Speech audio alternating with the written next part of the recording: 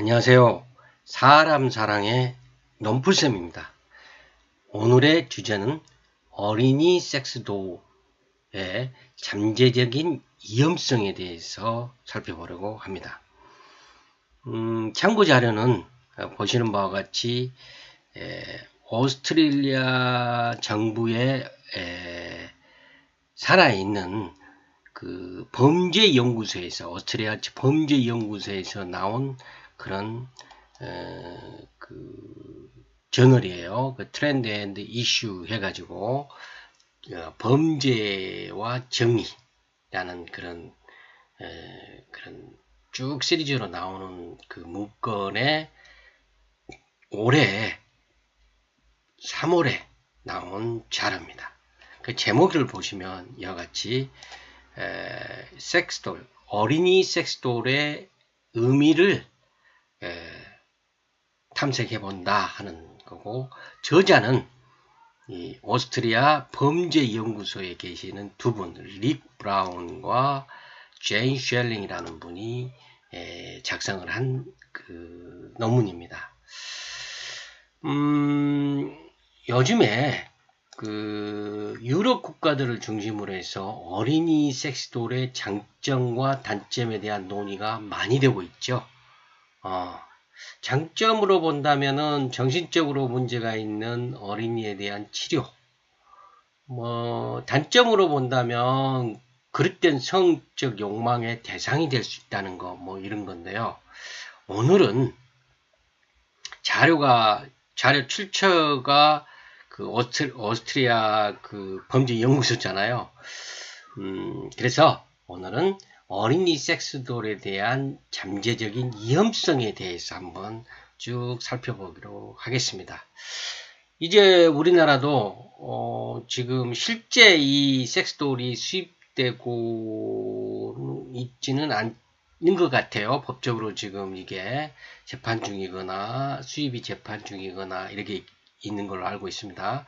그렇지만 유튜브랄지 다른 영상 매체를 통해서 인터넷을 통해서 많은 사람들이 이 차일드 섹스돌, 즉 어린이 섹스돌에 대해서 보고 있고 또 이것을 또 활용하고 있는 사람들도 일부 있는 것 같아요. 그래서 제가 오늘 이 어린이 섹스돌에 관한 잠재적 위험성에 대해서 이런 논문을 찾아서 같이 함께 여러분과 함께 하도록 하겠습니다. 이 논문을 쭉 제가 꼼꼼히 읽어봤습니다. 여러 가지 목적도 나오고 방법도 나오는데 중요한 것은 결론이겠죠. 보시면 이겁니다. potential harm, 즉 잠재적인 위험성. 어린이 섹스돌이 가지고 있는 잠재적인 위험성 중에 첫 번째가 에스컬레이션. 에스컬레이션이라 하면은 우리말로 해석하면 상승작용 이렇게 되겠습니다. 그래서 쭉 이거를 제가 쭉 긴 그런 그 단락이었는데 읽어봤더니 어린이 섹스돌이 그 현실과 환상과의 가교 역할을 함으로써 어린이에 대한 성범죄를 낳는 행동을 계속 상승시킬 수 있는 가능성이 있다는 거예요. 그런 의미에서 이 상승작용이 첫 번째로 그 잠재적인 위험성이다. 이렇게 지적을 하고 있습니다. 이건 물론 검증된 사실은 아니에요. 이런 가정인데, 이런 가정에는 어린이 섹스돌의 사용이 직접적으로 어린이 성범죄를 발생시킬 수 있다는 점과 또 어린이 대상 범죄의 시작이 빨라질 수 있다, 촉진시킬 수 있다, 이런 관점이라는 거죠. 그래서 이런 가정에는 순수하게 가정만 있는 게 아니고 과거의 경험이 담보되어 있다. 즉 과거의 포르노물과 연관된 상승작용에 대한 자료도 있다 이겁니다. 이런 것들로 봤을 때 그 외에 또 여러 가지 자료들을 봤을 때 이 차일드 섹스돌, 어린이 섹스돌은 어린이 범죄에 대한, 어린이에 대한 성범죄에 대한 그런 상승작용을 일으킬 가능성이 상당히 있다. 이렇게 지금 주장을 하고 있습니다. 물론 뭐 이 주장에는 상당히 많은 논문들을 이용해서 주장을 하고 있어요. 저도 봐도 상당히 타당성이 있는 주장이라고 생각을 했습니다. 첫 번째가 이 상승작용이죠. 범죄를 일으킬 수 있는 상승작용을 낸다 이겁니다. 두 번째를 쭉 봤더니 이겁니다. desensitization.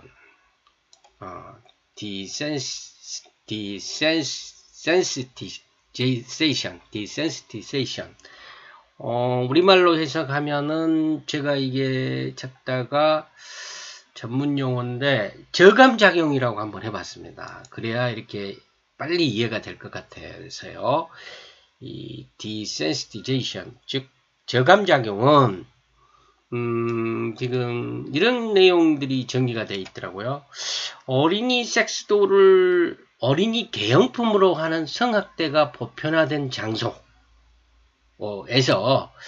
어린이 섹스도의 이용으로부터 발생되는 그릇된 인식이 직접적인 어린이 성범죄의 시작을 정당화시켜줄 수 있다는 점이라는 거죠.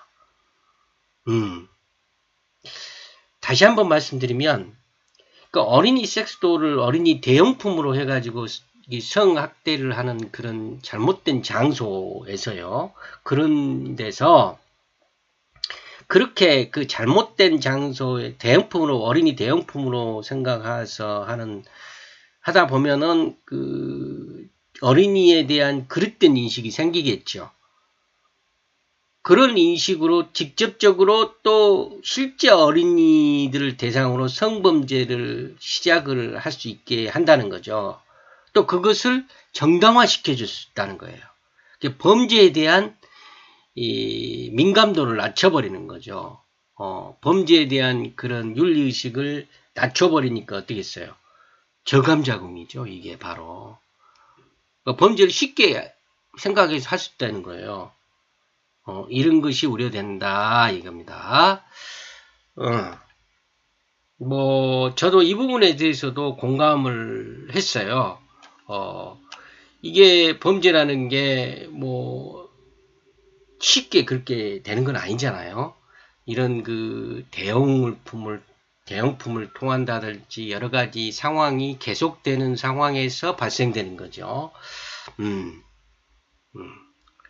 그 다음에 이제 세 번째, objectification.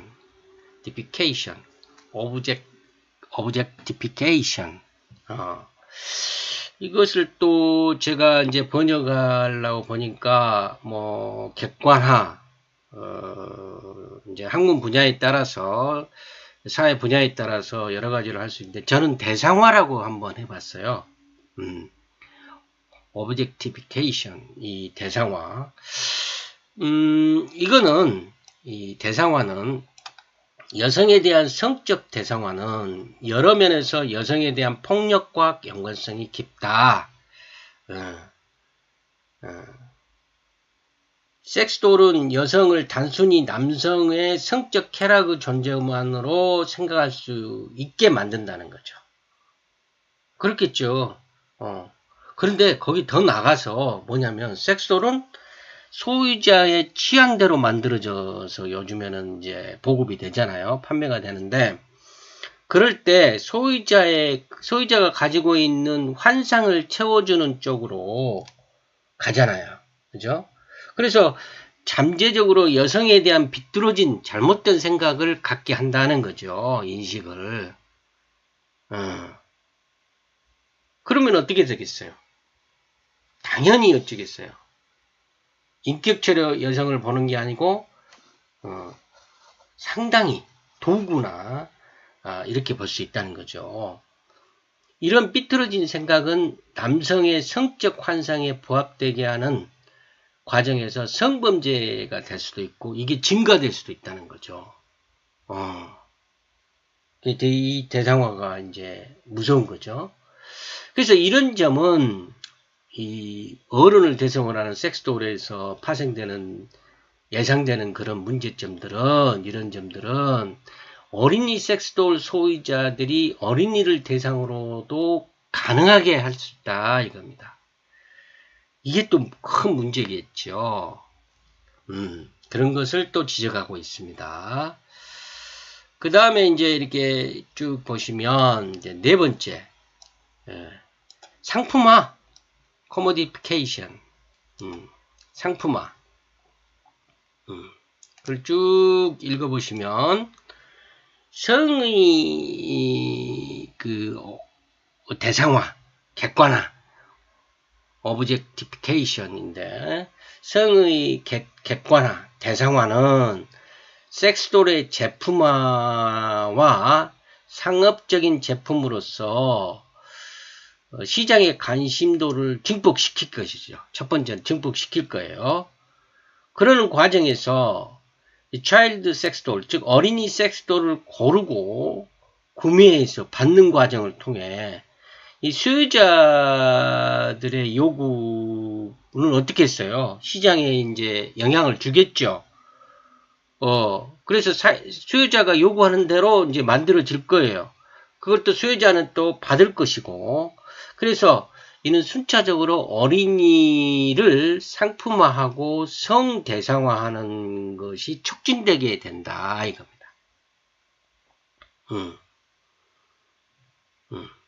왜냐?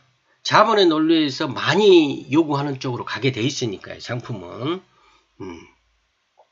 이것도 상당한 우려가 되는 그런 부분이죠.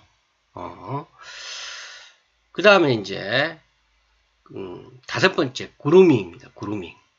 여러분들 그루밍에 대해서는 요즘에 최근에 우리 그 방송이나 이런 데에서 어린이를 대상으로 하는 성적 착취, 성범죄에서 많이 이제 등장을 하죠. 그런데 이 그루밍 어린이 섹스돌은 이들을 이용하는 사람들의 영향을 주어서 어린이와의 성관계에 대한 비뚤어진 이집과 욕망을 증대시켜 줄 수 있다는 거죠. 이 어린이 섹스돌을 이용하는 사람들한테. 또 실제로 보면은요, 성인 섹스돌이 성을 위해서 어린이를 그루밍할 때 이용된 적이 있다고 합니다. 그런 사례가. 다만 어린이 섹스돌을 가지고 성을 목적으로 그루밍한 사례는 아직 보고된 바는 없다고 그래요. 그러나 성인 섹스돌을 가지고 한 사례가 있기 때문에 어린이 섹스돌을 가지고 성을 목적으로 그루밍하는 사례는 그런 일이 일어날 가능성은, 개연성은 충분히 있다. 이렇게 본다는 거죠. 그 다음에 이제, 이, 세라피우틱 베네피트. 그 치료적인 부분에서의 뭐 혜택이나 이익은 있는가? 제가 쭉 이렇게 쭉 읽어봤어요. 어떻든 뭐 상당한 논란은 있지만, 이 논문에서는 없는 것으로 정리를 하고 있어요. 아무래도 이제 이 논문을 쓴 분들이 소속된 데가 우리가 서두에 보셨잖아요. 어디에 소속돼 있어요? 오스트리아 범죄연구소에 소속돼 있어서 그런 것으로 또 생각할 수 있지만, 상당히 지금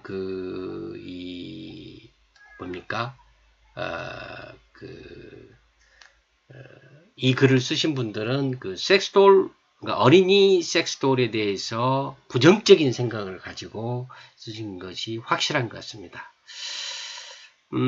반면에 또 어린이 섹스돌이